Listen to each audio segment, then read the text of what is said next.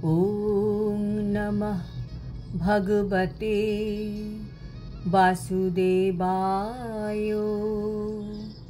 श्रीमद् भगवद गीता सप्तम अध्याय विज्ञान योग। हरे कृष्ण। आज আমরা বিজ্ঞান যোগের 2 নম্বর শ্লোকটি শুনব।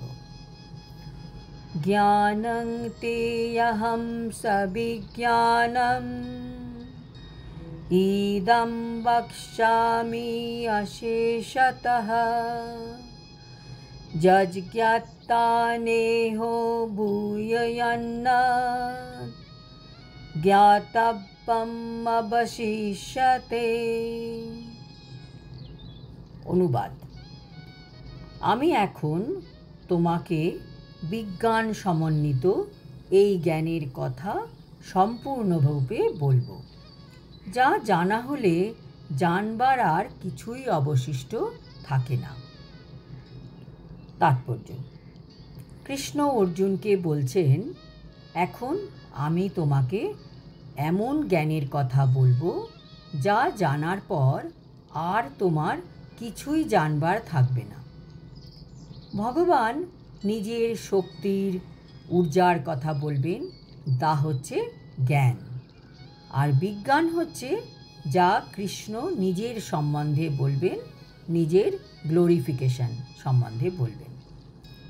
পূর্ণ জ্ঞান বলতে প্রপঞ্চময় জগৎ, যাতে এই জড় জগৎ এবং আধ্যাত্মিক জগৎ উভয়ই রয়েছে, এবং তার পশ্চাৎবর্তী চেতনা এবং এদের উৎস সম্পর্কিত জ্ঞানকে বোঝায়। পূর্ণ জ্ঞান বলতে এগুলো বোঝায়। এই জ্ঞান হচ্ছে অপ্রাকৃত জ্ঞান। ভগবান শ্রীকৃষ্ণ জ্ঞানের এই প্রণালীটি অর্জুনকে বলতে চান, কারণ অর্জুন হচ্ছেন তার অন্তরঙ্গ সখা এবং ভক্ত। ভগবদ গীতার 4th অধ্যায়ে প্রথমে ভগবান সেই কথা ব্যাখ্যা করেছেন, এবং এখানেও আবার তিনি তাই প্রতিপন্ন করেছেন। ভগবানের ভক্তই কেবল গুরু পরম্পরার ধারায় সাক্ষাৎ ভগবানের কাছ থেকে পরম তত্ত্বজ্ঞান লাভ করতে পারেন। তাই একজন ভক্তকে যথার্থ বুদ্ধিমত্তা সহকারে সমস্ত জ্ঞানের উৎসকে জানবার প্রয়াসী হতে হয়, কারণ ভগবান হচ্ছেন সমস্ত কারণের পরম কারণ এবং সমস্ত যোগ সাধনায় ধ্যানের একমাত্র বিষয়বস্তু। যদি আমরা সমস্ত কারণের কারণকে জানতে পারি, তখন জ্ঞাতব্য সব কিছুই জানা হয়ে গেল।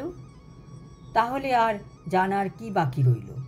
আর কোনো কিছুই অজানা থাকে না। একবার ভগবানকে সম্পূর্ণ জানতে পারলে, তার সৃষ্টি জানতে পারলে সব কিছুই তো জানা হয়ে গেল। আজ এই পর্যন্ত। আগামী শ্লোকে ভগবান বলবেন, কে আমাকে জানার জন্য উপযুক্ত।